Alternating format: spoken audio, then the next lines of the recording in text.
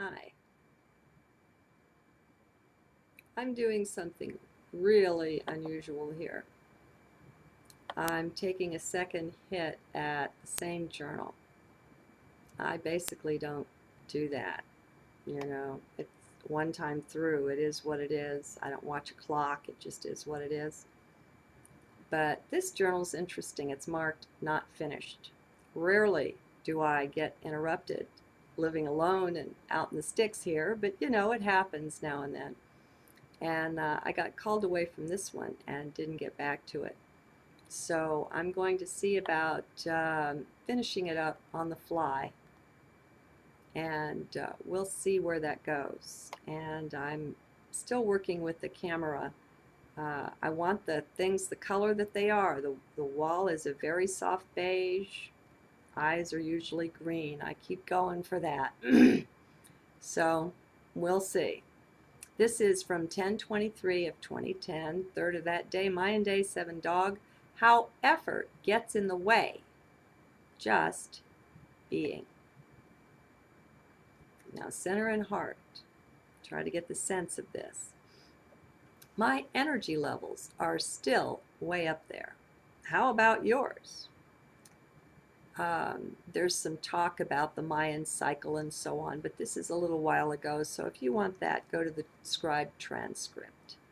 Okay, things are changing intensely as time accelerates itself into oblivion upcoming. My suggestion is that we don't need to be exerting effort. Effort is of mind and of time. I know that's a lot to swallow. I'll talk about it for a while. As the nature of physical life is the fractal, the hologram, the illusion of separation and solidity. Instead of being that in reality, it is all more of a reflection of us, of what we are within. No, I don't know how it does that. It just does. Though we've all been trained to conceive of self as a body or a body-mind, we now know that just isn't so. I hope we do. For a while, we worked with the better conception that the body was something we wear, like a physical suit of clothing, rather than being a human being having a spiritual experience. We saw self as the spiritual being having a human experience, and that works. That's much better for a while. What about when we get beyond even this, though?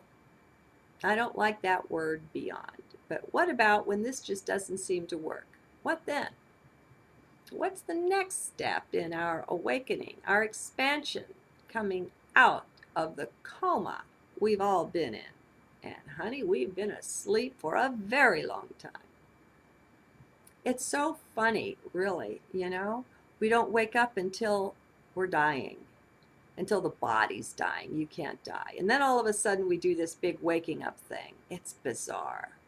Anyway, okay, let's begin to expand out even further to take in, are you ready?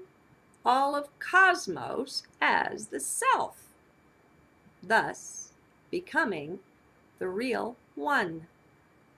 What about that?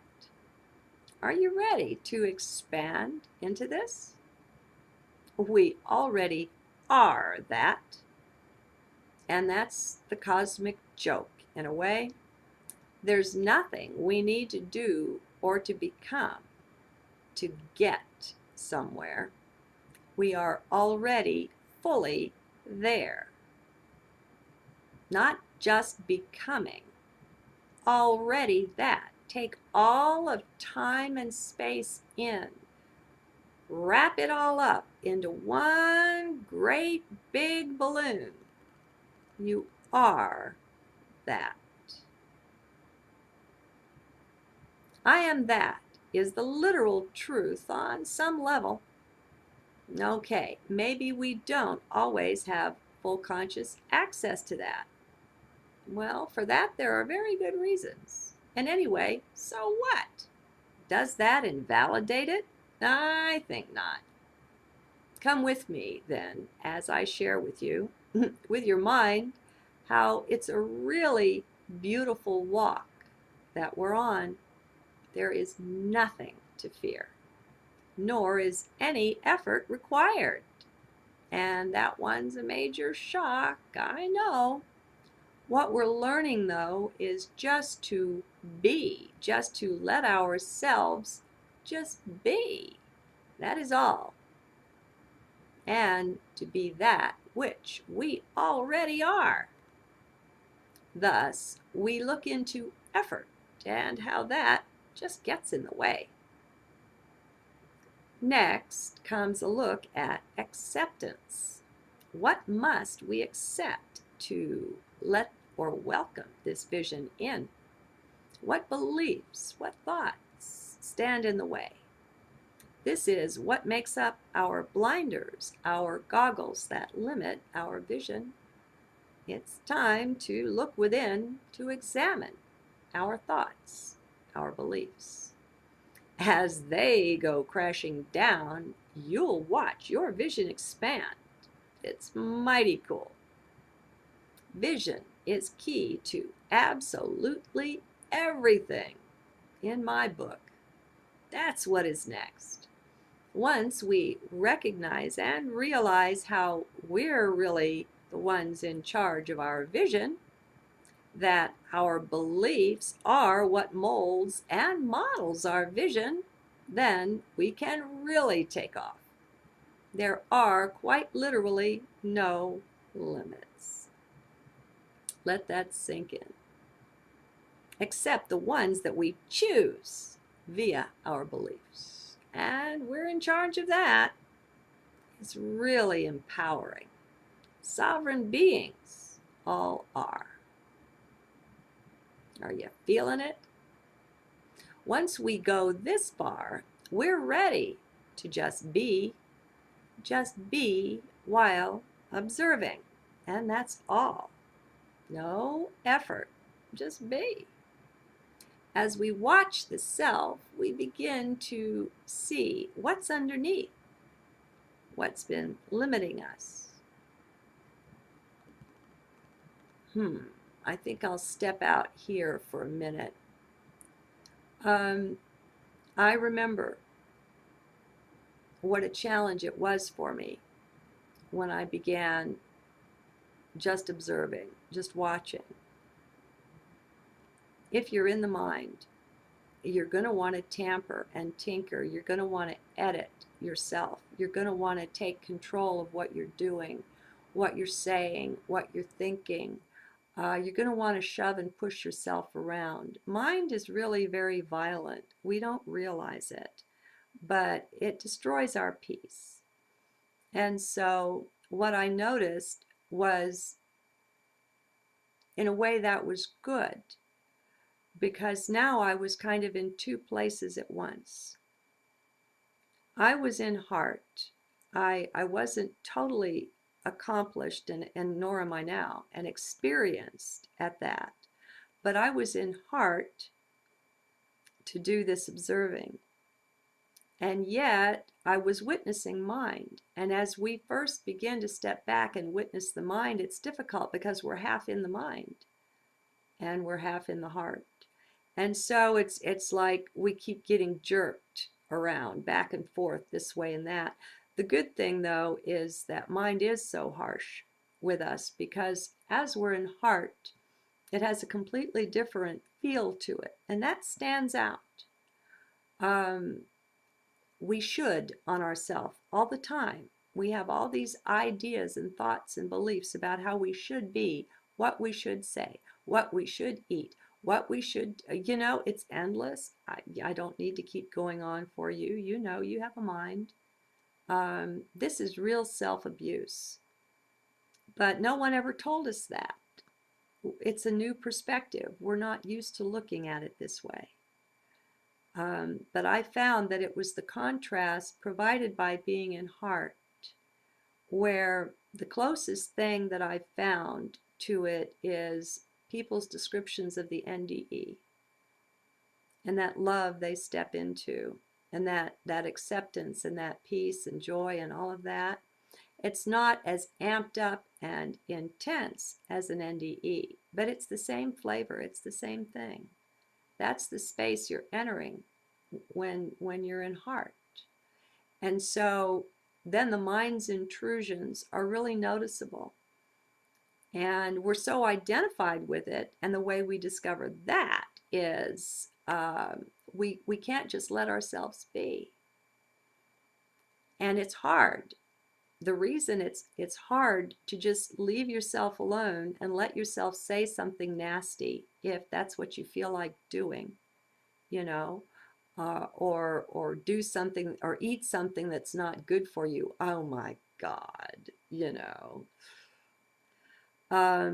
We chain and box and cage ourselves in something fierce.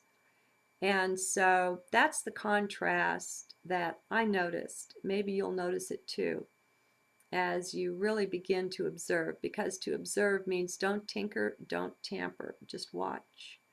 And for maybe the first time in your life since you were an infant, you'll begin to get the feeling of the freedom of what it's like to just be. And just do what you feel like doing. Do what makes you happy without thinking about it.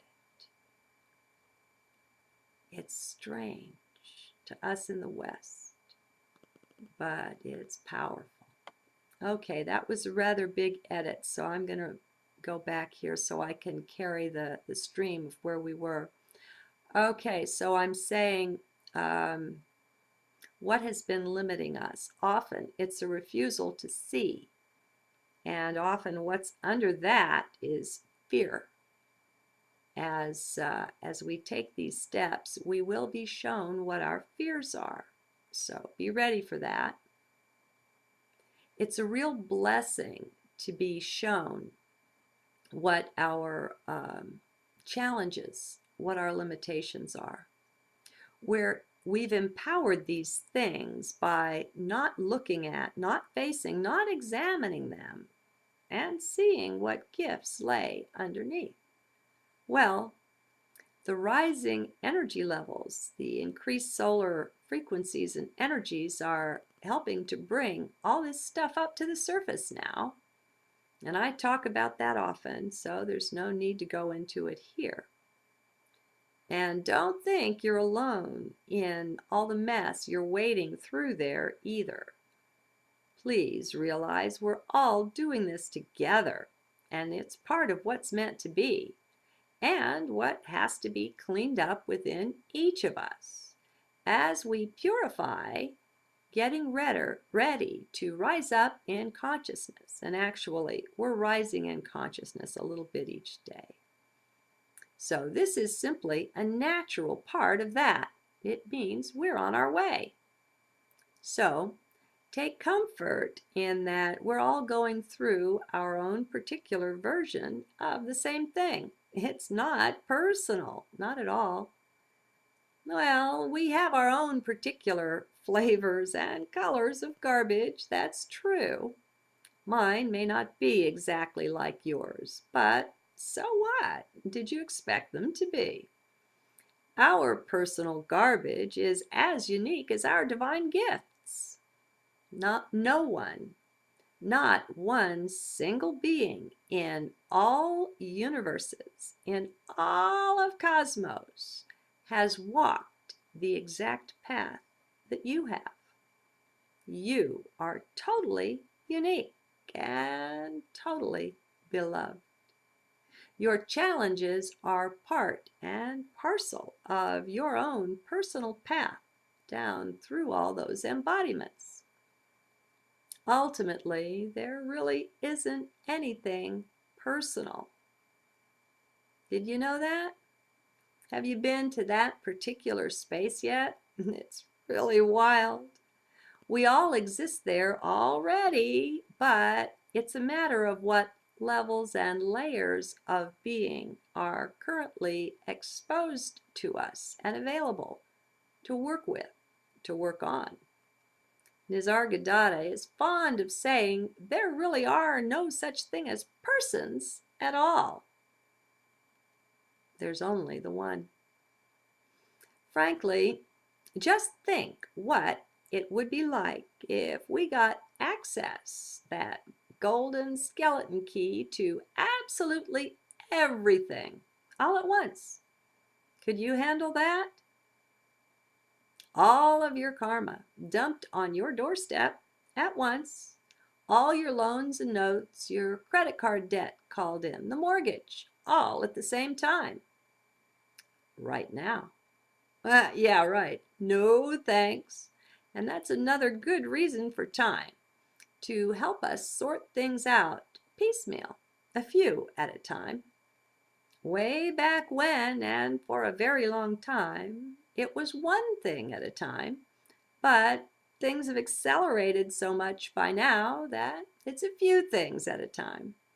And it's only going faster on up ahead. So let's make the best use of what we have now.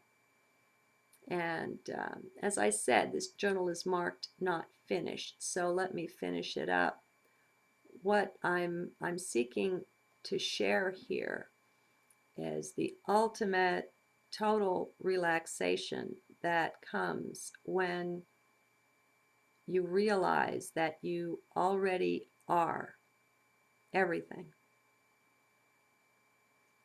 If the only thing between you and something is time, then that's not real. That's a phony barrier. That's a thought cage that we constructed for ourselves. Time is not a limit. All time is simultaneous. We are living each and every one of our incarnations right now, right here and now.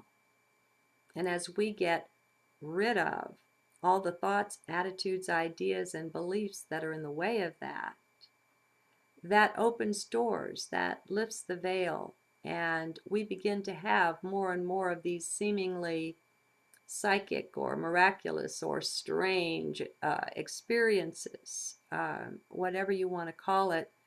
We're blocking ourselves is what all of this amounts to.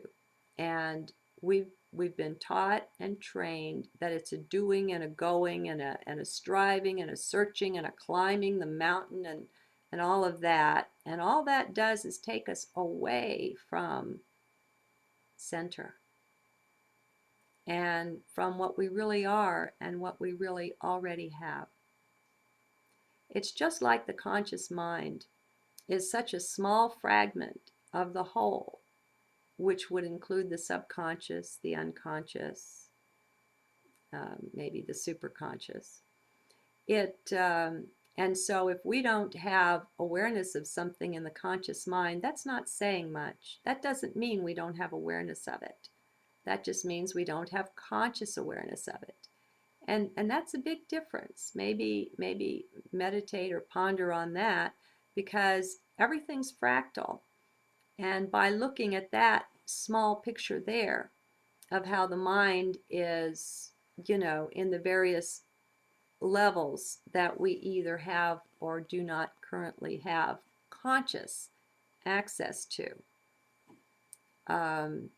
that's a way of expanding out and realizing, just refusing to be limited by what we have conscious access to. A refusal to bind yourself and say, well, I'm just this limited little thing, this 4% of my awareness, which is my conscious awareness. That's me. That's how science and everybody has defined the self. And it's a really cramped, limited little box. Another way of accessing it fractally is to look at the electromagnetic spectrum, at the full thing. Have you ever Googled it and looked at it and seen what a tiny small slice visible light is? It's a very small piece of the pie.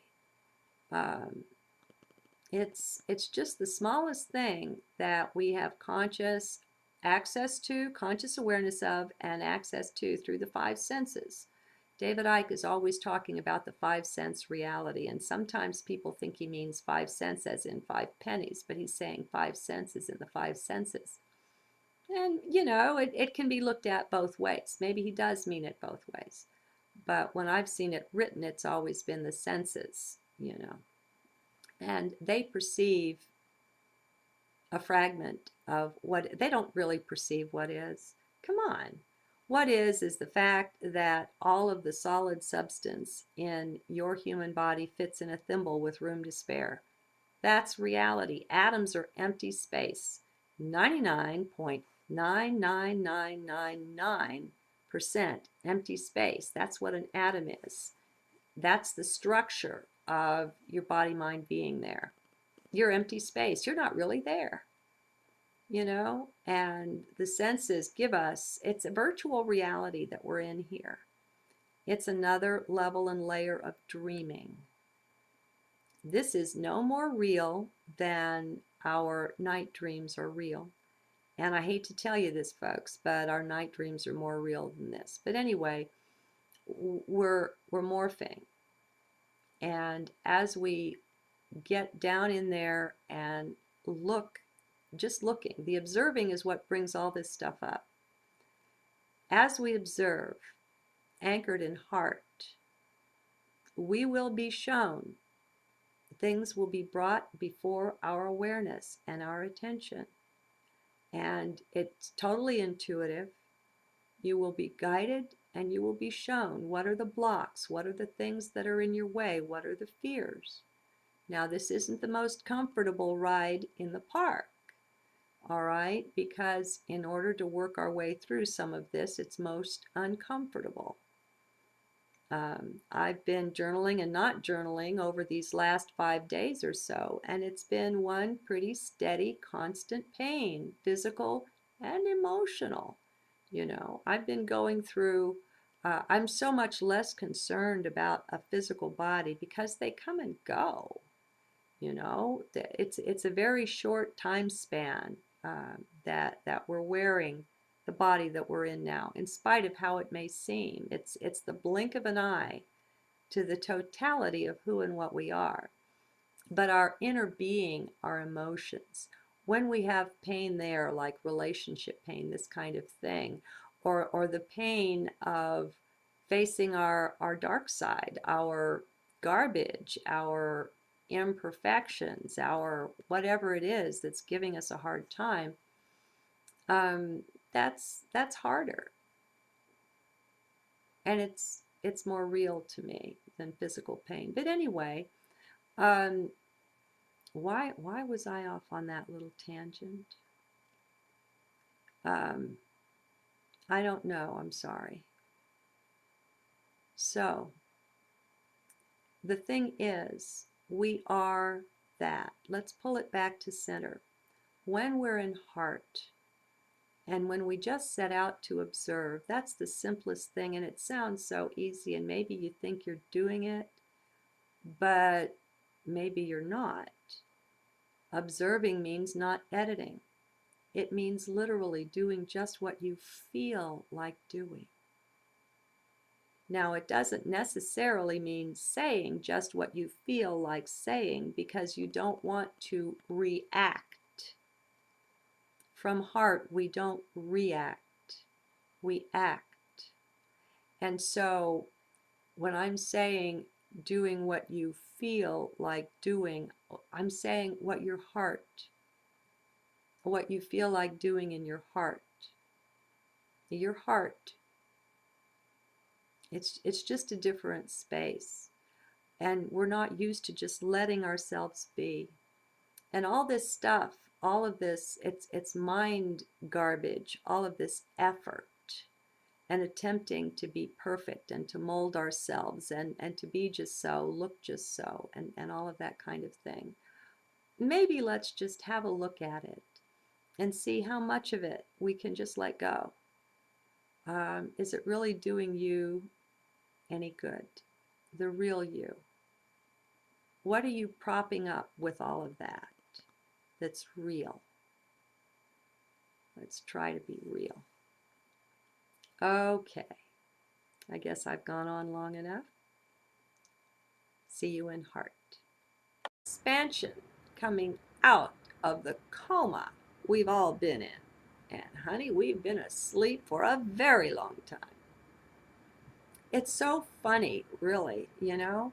We don't wake up until we're dying, until the body's dying. You can't die. And then all of a sudden we do this big waking up thing. It's bizarre.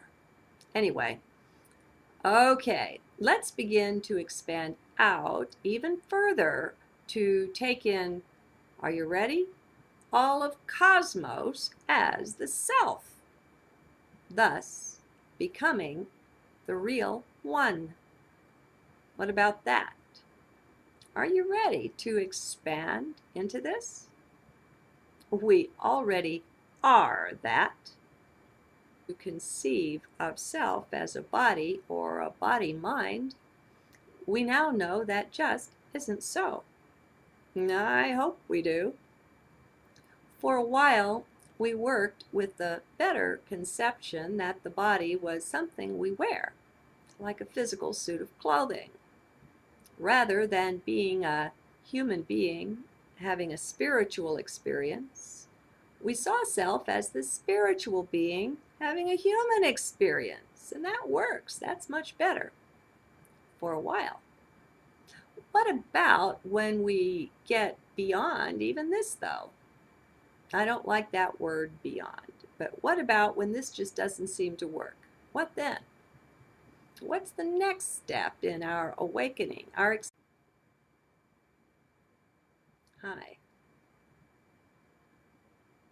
I'm doing something really unusual here. I'm taking a second hit at the same journal. I basically don't do that. You know, it's one time through. It is what it is. I don't watch a clock. It just is what it is. But this journal's interesting. It's marked not finished. Rarely do I get interrupted living alone and out in the sticks here, but you know, it happens now and then. And I got called away from this one and didn't get back to it. So I'm going to see about finishing it up on the fly, and we'll see where that goes. And I'm still working with the camera. I want the things the color that they are. The wall is a very soft beige. Eyes are usually green. I keep going for that. So we'll see. This is from 10/23 of 2010, third of that day, Mayan day, 7 dog. How effort gets in the way. Just being. Now center and heart. Try to get the sense of this. My energy levels are still way up there. How about yours? There's some talk about the Mayan cycle and so on, but this is a little while ago, so if you want that, go to the scribe transcript. Okay, things are changing intensely as time accelerates itself into oblivion upcoming. My suggestion is that we don't need to be exerting effort. Effort is of mind and of time. I know that's a lot to swallow. I'll talk about it for a while. As the nature of physical life is the fractal, the hologram, the illusion of separation and solidity. Instead of being that, in reality, it is all more of a reflection of us, of what we are within. No, I don't know how it does that. It just does. Though we've all been trained to